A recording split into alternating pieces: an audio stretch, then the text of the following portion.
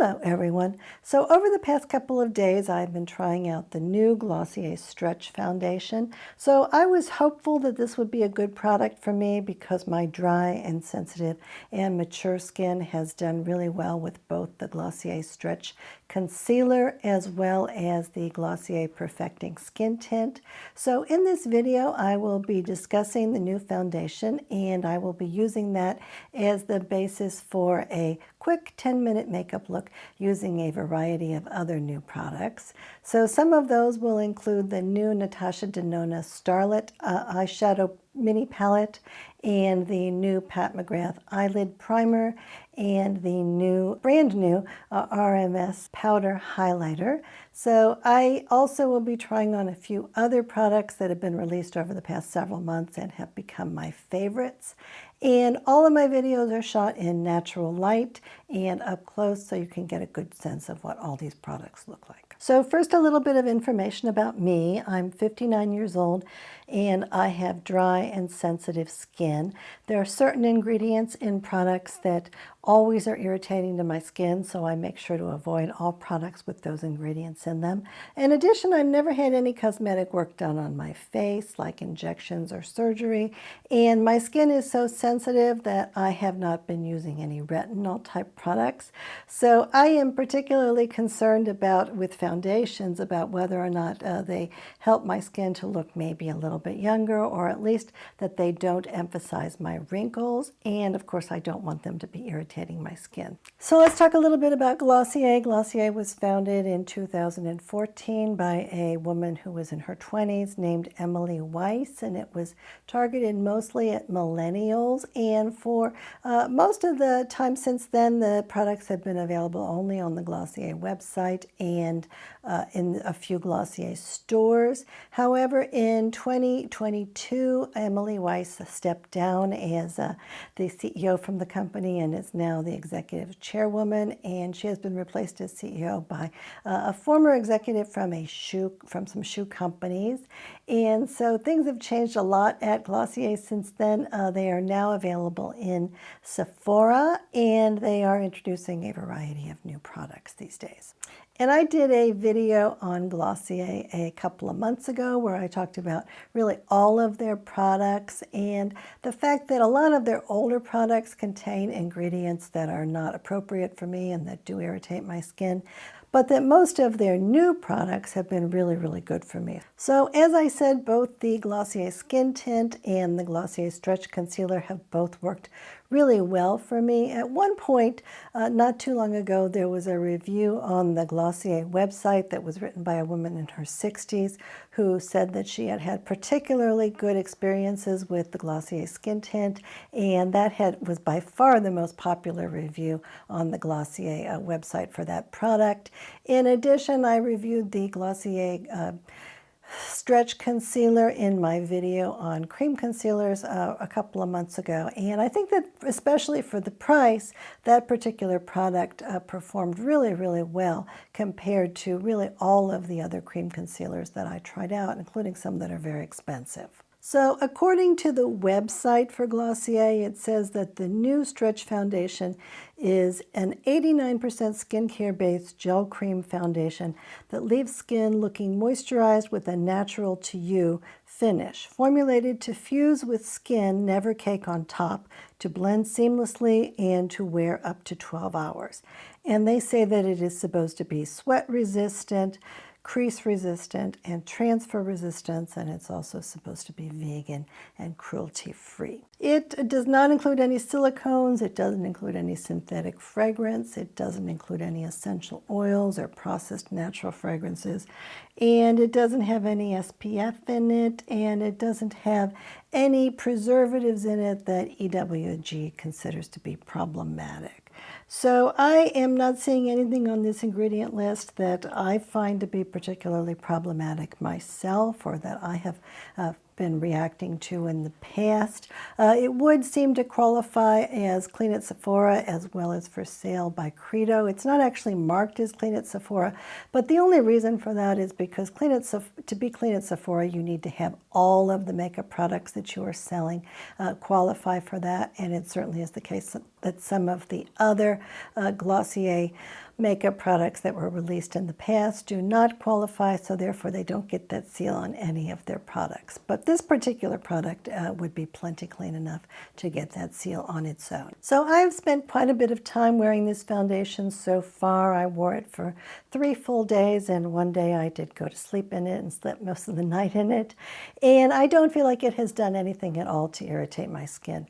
It's actually been quite a bit better than I would say the vast majority of the foundations that I have tried in terms of not causing any irritation and making my skin actually feel like it's being treated really well, and to feel like it's getting some good moisturizing in addition to not being irritated. So I've been happy about that part. So Glossier says that this foundation provides light to medium coverage and should be good for all skin types.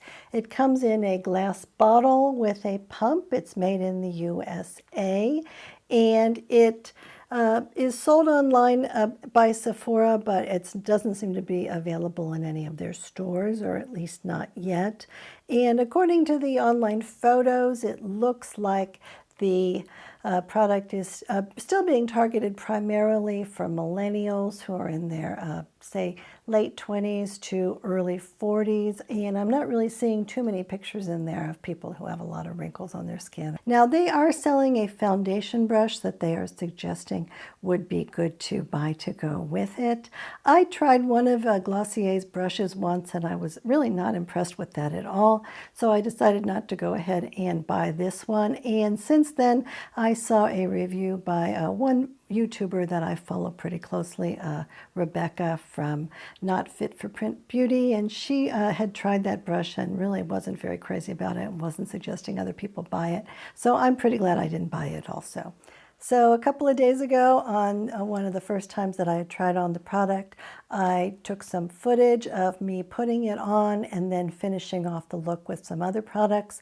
So I'm going to go ahead and talk about my experiences, and then I will insert that footage over me talking about the products. So the first thing that I noticed was that even though Glossier is saying that this product is supposed to offer just light to medium coverage, I feel like it's really offering something that's much more like medium to full coverage. It was very hard for me to get anything lighter coverage than medium unless I really thinned it down with a lot of moisturizer or a lot of oil. And it felt to me like it was really covering everything on my face quite easily. Now, this product comes in 32 shades, so there are obviously different skin tones. So there's very light, light, medium, medium tan, medium deep, deep, and very deep.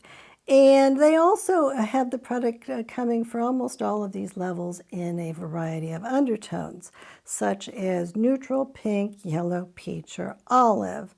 And I would say that well over half of the products that they're offering are for people who have darker skin tones, that is medium tan or darker. So I was really personally happy myself to see that they had a peach designation, because that usually is something that really matches well to my skin, and many brands don't have that. So peach seems to suggest that it is not really neutral as much as it is both pink and yellow, and I do think that that's more descriptive of my skin than just having a neutral undertone. So I chose light 1, which is supposed to be light with peach undertones. So you can see what you think of me putting it on, but personally I feel like the undertone for me is pretty good, that it is matching my skin well, but that this is really a fairly light color than to go with my skin tone. I think that if it were going to be a really perfect match, it should just be a little bit darker than that. So I would have thought that light would work, because usually in most brands I'm somewhere between fair and light. But in this one, it makes it seem like there's a really big jump between light and medium, and they don't have a light-medium level. So that makes me think that there's a lot of skin tones that are really not going to be very well served by this foundation, and that I seem to be one of them. I do find that medium is always too dark for me, and I'm seeing a really, really big jump between L1, which is light peach, and M2, which is medium peach. So I'm really just not seeing that I'm going to be able to get a really good foundation match in this one unless I pick two different foundations and then mix them together. So I think that the real problem here is that they just simply are not offering that many shades for lighter skin tones, and therefore that there are going to be a lot of people who have lighter skin tones that are not going to be able to get an exact match. So for instance, they are only offering 9 shades that are lighter than medium. And if we look at a few other brands where I've gotten more successful matches, House Labs is offering 24 shades that are lighter than medium, and I feel that I have gotten a very, very good match in that particular foundation. Lisa Eldridge is offering 18 shades that are lighter than medium, and even Pat McGrath is offering 12 shades. Now, I do feel like if we have to choose between having more a variety of undertones, or we have to have a variety of tones, but in terms of there being light and dark, I'm glad that they made the choice that they did, because I do feel that I can make the product work since the undertone match is very good, that I can put it on my skin and then maybe darken it up with some bronzer, or I could buy two different shades of the product and mix them together. Whereas if the undertone is wrong, I feel like it's really pretty useless for my skin in general. So I am glad that they made that choice, but I would prefer that they have more shades available so that I could get an exact match for me. So here are a few of the things that they are claiming on their website about this foundation from a very small study that they did. First of all, they say that 100% of the people that participated in this study said that the formula is lightweight and feels like skincare. I think that that's very true. I do feel like the product is very lightweight on my skin, that it doesn't really feel like I've got a lot of makeup on when I wear it, and that it does feel good on my skin. 98% says the formula is flexible and allows the skin to breathe, and I think that's absolutely true. And also, they said that 98% agreed that their skin felt hydrated after 12 hours. And I think that that's true also. I did use skincare in terms of moisturizer underneath this foundation. I don't think I would want to personally use it without any moisturizer. But I do feel that this product continued to feel good for an extended period of time. After 8-12 hours, my skin did not feel dried out, and I felt like my skin was responding really well to it, no matter how long I was wearing it. And of course, this is summertime, so my skin does not tend to be nearly as dried out during the summer here in the Midwest as it is in the winter months. So I'm not sure that this foundation would feel as good to me if it was winter, but so far it's been doing really well in terms of its positive effects on my skin quality. So one thing that I noticed right away with this foundation is that it was leaving kind of a tacky feeling on my skin that I remembered from a few other products, skincare products, that I had used, such as the Honest Hydra Gel Cream. So I compared the ingredients for these two products, and I do feel like there's an awfully lot of overlapping ingredients with this, and that likely is what's causing this product to feel tacky. So in terms of the application, I tried putting this product on with my fingers and then buffing it in with a brush, which is how I typically put on almost all liquid foundations. And I also did put it on directly with a brush. I feel like it might also be appropriate to put this on with a sponge, but I am really not a big fan of putting on products with sponges. I feel like it works really, really well the first time I use the sponge, and I'm really happy about it. But then after that, I feel like the sponge starts to feel contaminated with it, and I really don't want to put the sponge anywhere near my face. So I don't happen to have a sponge around, and so I didn't use the sponge with this one. But I'd be interested to see what it looks like applied with a sponge. Maybe I could get a thinner layer. Because what I do think is that regardless of how small of an amount of the product that I used, and no matter how well I tried to buff it in, it did feel a little bit thicker on my face than many of the other foundations that I'm accustomed to using. So that is true if I only use a small amount of it, like a quarter pump, and it is definitely true if I follow the directions that Glossier gives, which is to start with a full pump and then put more. So the first time that I tried the product, I did put a full pump on my hand, and when I got to about half of that, I started to feel that this was way too much product, and so I went and washed my hands off. Now, what I will say is that even when I put on a lot of the foundation, it didn't really look so much like I was wearing foundation to my eyes.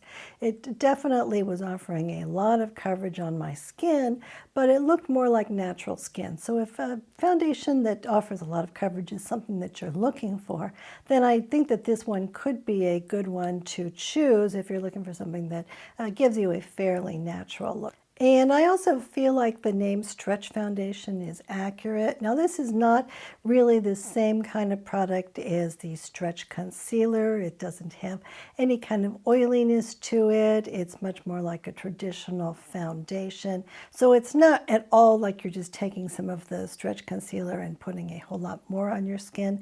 It's much more of a regular, typical foundation.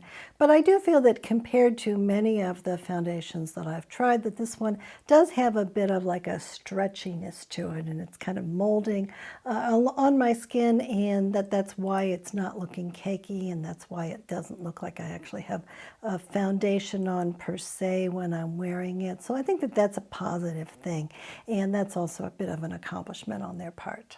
So in terms of the performance of this foundation, first of all, they say that this is supposed to be sweat proof, and I think that this has actually worked really well for me in hot weather.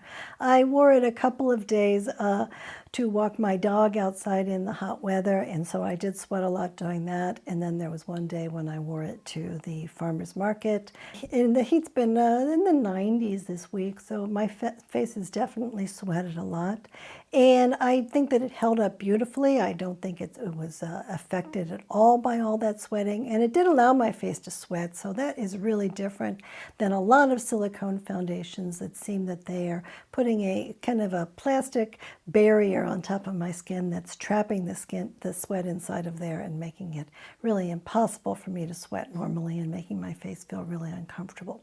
So I really didn't notice the foundation at all when I was outside sweating, even though I definitely was getting some really good coverage from it, and I do think that it looked really pretty and held up really well for quite a few hours, including one time for more than 14 hours. So I was really impressed with that. And I also do feel that it has worked well with everything that I put on top of it. So I put a couple of different powders on top of it, and both of those seem to work really well for me. And it also seems to look nice without powder. It dries pretty quickly on the face, and once it dries, I don't really feel that I have needed to have any powder on it at all, unless, of course, I wanted to use powder to keep myself from sweating quite as much. I also feel that it's worked well with both powder blush and powder bronzer and cream blush, and that my blush seems to have held up fairly well on my face without getting all eaten by my skin, as often happens if I'm not wearing any foundation at all. And the powder looks very natural on top of it. Now, the fact that this is supposed to be sweat resistant made me wonder whether or not it was going to be difficult to get this off my face. And it did turn out to be the case that it did leave kind of a layer on my face that I could feel, and that made my face feel different than it usually does, even when I used really good cleansers. So I tried it with just a plain oil cleanser from Typology. I tried it with my pharmacy cleanser. I tried it with regular cleansers, and I even tried it with my beloved Lisa Eldridge cleanser, which I usually feel will remove everything. And in this case, I feel that even after I used all those cleansers, that it still left a kind of a tacky feeling on my face that I don't usually feel on there, and that it does not remain when I use those kinds of products with other kinds of foundations or with the Honest Hydra Gel Cream. So whether or not that should be a concern, I'm not sure. I really don't like it when a silicone foundation leaves some kind of a residue on my face like that, because what I believe is happening when that happens is that it is trapping things like dirt and oil and sweat and dead skin cells and fungus or bacteria underneath it, and that pretty soon my face becomes irritated when that happens. With this one, I'm not sure if it was a bad thing. I haven't found there to be any irritation that has occurred on my skin since I've started using this foundation. So it could be that the residue that is leaving is really not a problem. As I said, it is kind of on the breathable side.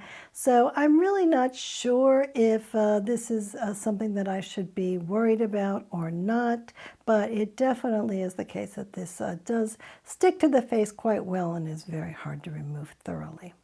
So I do think that there are a lot of good things about this foundation, but there is one huge thing that was preventing me from really wanting to use it at all anymore, and that is that I do feel that this product makes my wrinkles look considerably worse. Now, I don't think it makes my pores look worse, but compared to many of the other foundations that I have used, I do think that it settles into my wrinkles and that they look noticeably worse. They don't really look like there's foundation in the wrinkles. I feel like it just makes the wrinkles look worse, as if my wrinkles are more problematic in general.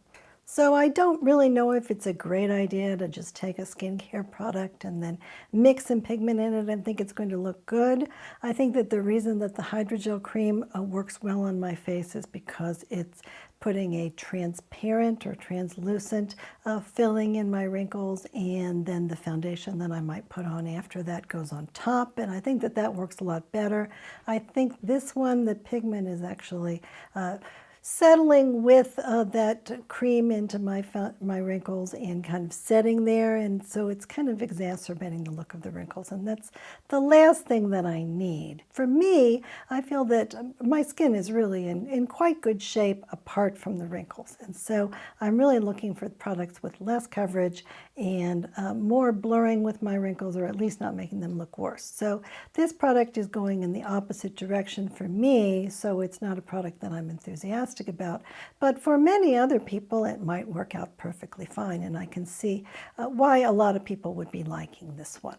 I also think that for people with darker skin tones, you're much more likely to get a good match, and so that might be a really good reason to use this product as well. So I really wasn't that much in the mood to put that Glossier Stretch Foundation on my face again today. I feel like I have worn it enough and that it's not really that flattering to use for a video. So I thought that instead that what I would put on is the Glossier Perfecting Skin Tint.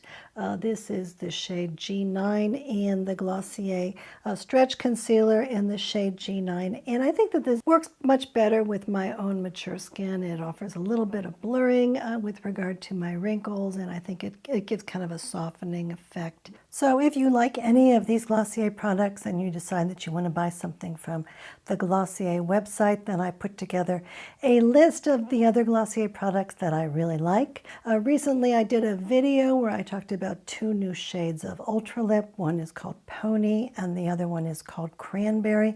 And I'm especially enthusiastic about both of those shades, and both of those are back in stock. So that could be something to consider because they're only available on the Glossier website. So now I'm going to try on a few more products to complete the look. So I put on those same products today with the Perfecting Skin Tint and the concealer. So the first thing that I put on in the video footage that I actually didn't put on today is the Bobbi Brown Skin Corrector Stick. So this is actually my favorite corrector, and this is in the color Light Bisque, so it's kind of a pinkish color. And I just put this under my eyes, and I think that rather than putting on a lot more foundation, which I think would have done perfectly fine in covering up the dark circles, but also would have made the wrinkles look even worse, I think that a corrector like this has been really good. And this one has been really good in terms of being convenient to use and doing a nice job of covering things without causing any wrinkling to look worse for me. And then the next thing that I'm putting on is a powder from Laura Mercier. This is a powder that came out several months ago, and it is called the Real Flawless Luminous Perfecting Pressed Powder. And it is really, really expensive, like $48, which I think is really, really expensive for a pressed powder. But I do really like this one. I really feel like maybe I like it even more than the Kosas. I'm not absolutely sure, but I've tried it with a variety of different foundations, and so far it has worked really, really well for me. So I've been really pleased about that. This one does include cornstarch in it, so I think it might be more appropriate for the summer months because cornstarch will do a good job in terms of absorbing the oil and the sweat on my face. So I tend to really like that a lot in the summer months. During the winter months, I think that something like the Kosas powder, which doesn't have any cornstarch in it, might be better. But in any case, even though this is really, really expensive, I can give it a good review. I do like it a lot. And I have this in the color Translucent Honey. So this is a little bit darker than they are recommending for my skin tone, but I think that this works better for me than the lighter translucent powder, which is really gives me kind of a white cast. And then next I'm doing my eyebrows, and of course I have very, very sparse eyebrows, so putting on eyebrows every day is my #1 priority. If I'm really in a hurry, then what I will do is just use the Jones Road pencil, and I have found that that pencil has some fibers in it, and it does an adequate job in terms of giving me a passable look without spending more than maybe 30 seconds per eyebrow, so I'm very enthusiastic about that. But if I have a tiny little bit more time, I think that I can get a much more natural look by using a combination of a standard eyebrow pencil and a eyebrow gel. So for this look, I'm using the Pure Brow products from Jane Iredale. So Jane Iredale makes 2 different eyebrow pencils. One is this one, which is called the Shaping Pencil, and then they have one that's more narrow. Usually I only prefer the tiny little micro pencils, but in this case, even though this has a wider tip, it has seemed to work really well for me, and I haven't had any problems making a fairly believable eyebrow look with just this pencil. I see on the label that it's made in Mexico, and I don't think I've ever seen another eyebrow pencil that's made in Mexico. So there is apparently a factory in Mexico that is doing a bang-up job making eyebrow pencils. So I can highly recommend the Jane Iredale for both that and for brow gel. So there's a couple of companies that make decent brow gels, but I think that this one is definitely one of the best ones. And for both the brow pencils and this gel, I'm using the shade Neutral Blonde, which I think has worked really well for me. And then next I have this new eye primer from Pat McGrath. So I have not had a lot of success with eye primers from other companies. A lot of them have ingredients in them that have proved to be really irritating to me. Usually what I do with eye primers is to, instead of using an officially designated eye primer, I use a concealer, a liquid concealer that is a pretty clean formula. So typically I use either the Say Hydra Beam concealer or the Kosas Revealer concealer, or the Beautycounter one seems to work fine for me also. So those are actually covering some of the darkness on my eyelids as well as serving as a good base for my eyeshadows. But since Pat McGrath came out with this new primer, I decided to go ahead and give it a try. I don't feel like the ingredient list looks all that promising. There's a few ingredients in it that I would have some suspicions might not work for me, but so far this has been fine, and I've used it maybe 8 or 10 times so far, and I don't feel like it has irritated my eyes at all. I think if anything, it might be protecting my eyes from anything irritating that's in the eyeshadows, and I feel like it definitely has given my eyelids a really nice tacky little surface that allows the eyeshadow to apply much more easily and to go on much more smoothly and last for longer.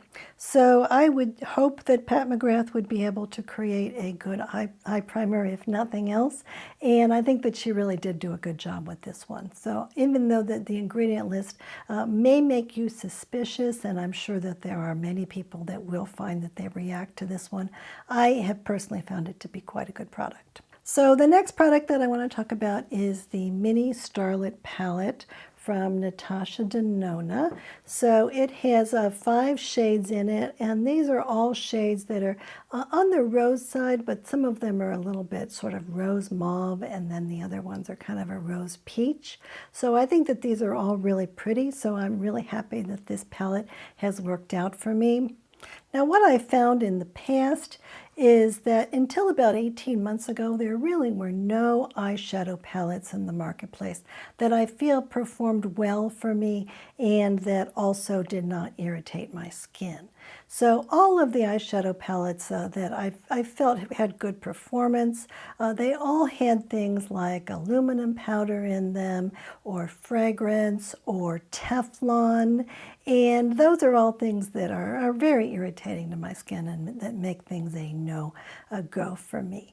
Now, it was the case that there were a few clean beauty companies that offered palettes that had good ingredient lists and that did not irritate my eyes or irritate my skin, but that were really difficult for me to apply. So the shadows tended to be very hard and hard to get up enough product and to blend not very smoothly.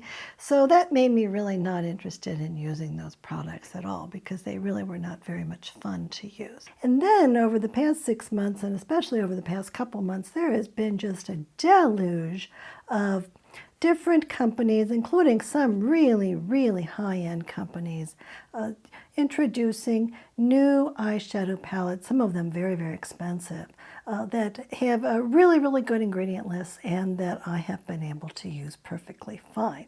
So I have very little experience using palettes. I'm really not very good at using combinations of eyeshadows, or at least not yet. But I do feel like there's really a motivation for me to start using palettes now because I suddenly feel that I can do so and really have a good time with them. So I bought a whole bunch of them. So you will be seeing a lot of these palettes on this channel as I try more of them out. So this little one is one that I really have enjoyed a lot.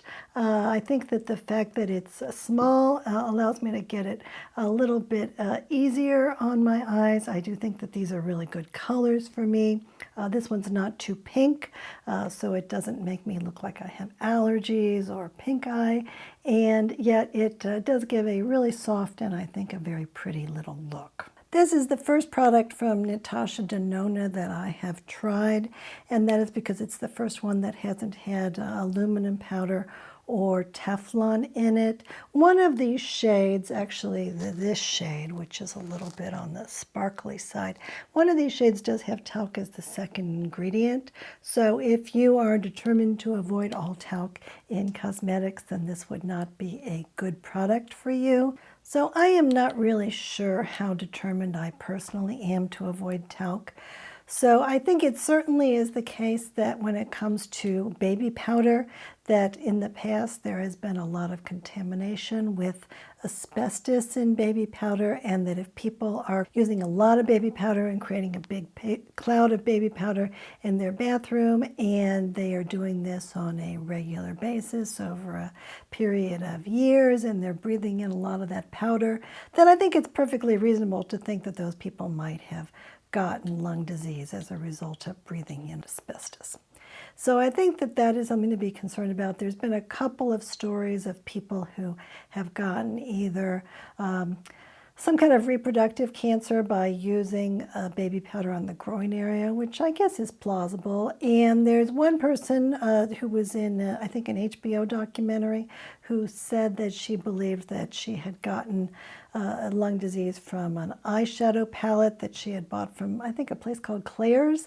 So it was a really cheap product, and when she would use it as a child, she would like really dig into the palette and it would make a huge cloud of dust, and then she breathed it in, and she did that a lot because she was having fun with it. And so she believed that that palette was responsible for that. And I think that that's reasonable too.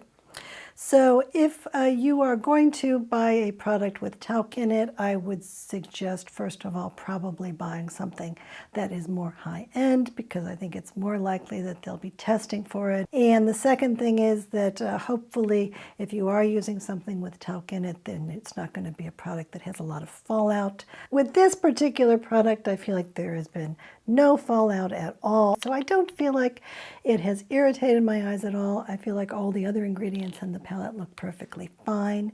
And so I'm kind of willing to give it a pass, but that's just my own personal judgment. And I'd be interested in hearing from you whether or not products that contain talc are something that you are at all interested in, or if you would rather I just skip them entirely on this channel.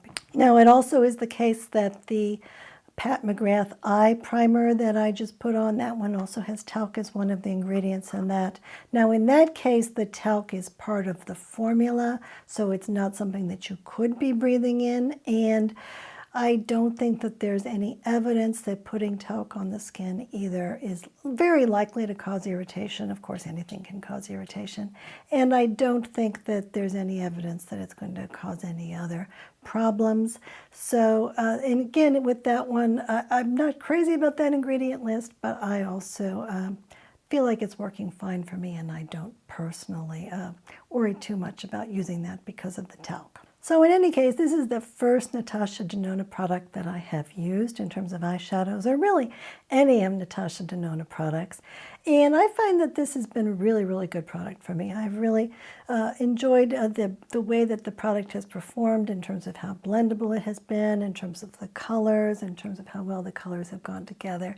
And that makes me kind of interested in buying more Natasha Denona palettes. And what I realized is that her regular palettes, that they like the Lisa Eldridge palettes, have colors that will snap out.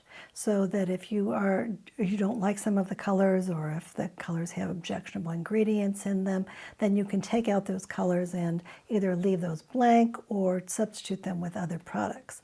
And that of her more recent palettes, that most of the colors seem fine, and that there are just a couple of shades in each palette that have aluminum powder or talc in them.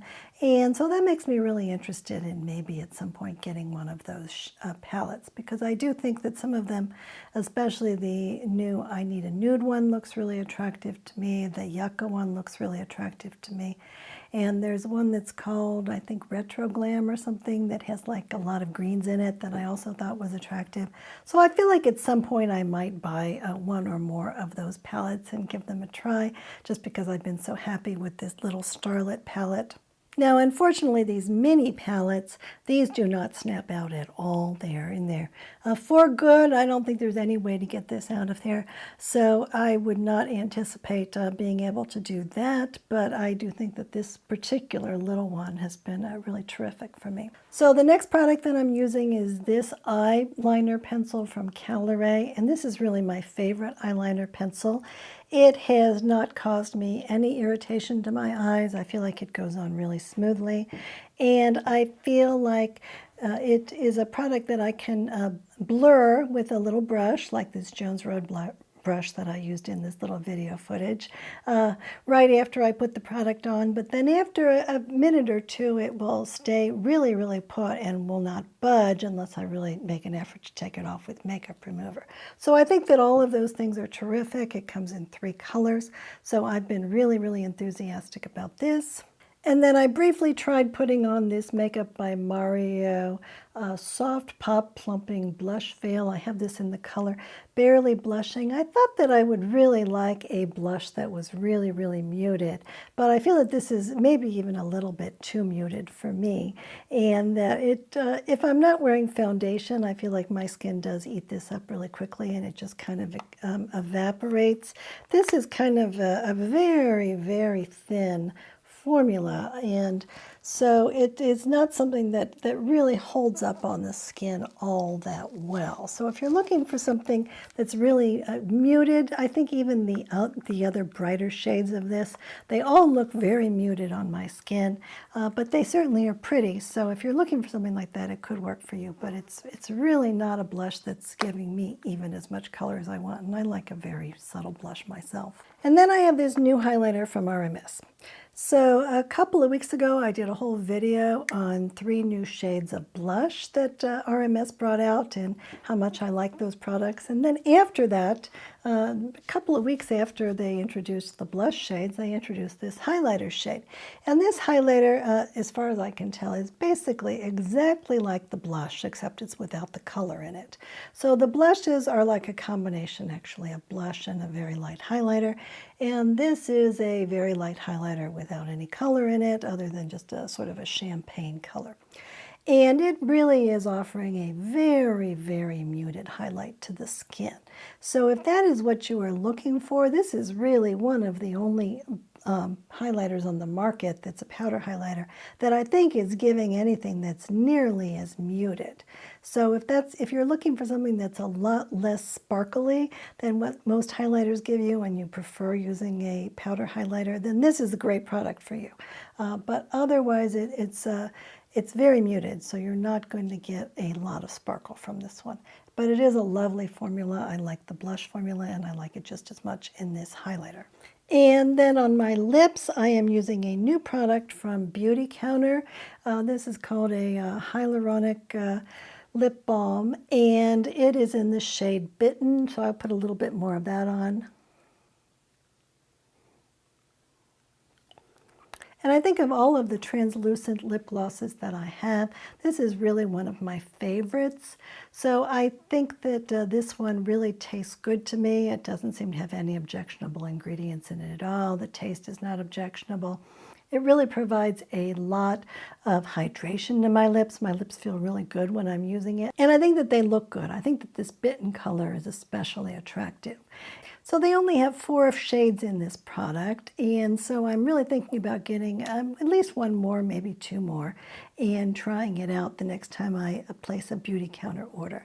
And I have not really liked the other lip colors from Beautycounter at all. They've all had a really weird taste that I have really found objectionable. So I've been really delighted to find a new product from them that I feel this enthusiastic about. And then I thought that I would put on a little bit more blush. So in this case, I am putting on the blush stick from Pat McGrath. So this is a blush stick that is much brighter than the Make It by Mario one. It's a lot more sticky, so it stays on my skin a lot better. And I am just using a little bit of this on the apples of my cheeks just to give me kind of a little bit more of a pop of color. So that there'll be a little bit more definition. A lot of people have complained about this, and from what I can tell, the main thing they complain about is the fact that it is in a plastic container that seems fairly cheap. And I agree that this is not a plastic container that suggests luxury, but on the other hand, this product is not priced very high, and I think that the formula of the product is fantastic. So I've been really happy with that. I think that of the cream blushes that I have, this is actually one of the ones that I've been enjoying the most. The color that I have is called Paradise Peony. This is not a product color that is available on Sephora. I got this on sale on the Pat McGrath website, and if you can get things on sale on that website, and they've been frequently offering things for 30% off, then they become a very affordable brand, really. And I kind of think that's where Pat McGrath is heading, that really going forward that they are not going to be having the goal of being super luxury makeup, and instead that they want to be a little more mainstream. So I think that offering product in a package like this is one of the ways that they're going about doing this. And I really like this product, and I really could care less about the packaging usually. So the final thing in this footage that I'm going to do is just add a little bit more eyeshadow to create a slightly more dramatic look. So what I have done here is to first start out by creating just kind of an ordinary makeup look, which is what I would usually wear, but then I thought I would try to use a few more of these colors and to brighten it up a bit. So as I said before, I'm not really an expert at all in putting on eyeshadow, and particularly in putting on a number of different colors from eyeshadow palettes. I have very little experience with that, and so I am still learning. I've watched a bunch of eyeshadow videos on applying eyeshadow to hooded lids or to mature lids, and so I've been giving this a bit of a try, but I'm sure that a lot of people that watch this channel can do a much better job than I am and can give me some tips on how I can do better. What I typically do though is I put on shadow, a medium sort of a color on my lids, and then a little bit above the movable part of my lids so that it brings the color up some, and then I tend to use a darker color on the outer corners of my eyes, and then I usually just put on a little bit of a shimmery type eyeshadow shade over the top of it just to give it a little bit interest value. And I feel like that's worked reasonably well for me, especially if I do a whole lot of blending, but I certainly am not certain at all that I couldn't be doing a lot better. So if you have any suggestions for me, please let me know. So thank you very much for watching all the way to the end of the video. And if there are any of these products that you would be interested in trying, then please let me know that in the comments section. In addition, if you have yet to subscribe to the channel, then please go ahead and do that. And Coco and I love you very much. So thanks very much for watching. Goodbye.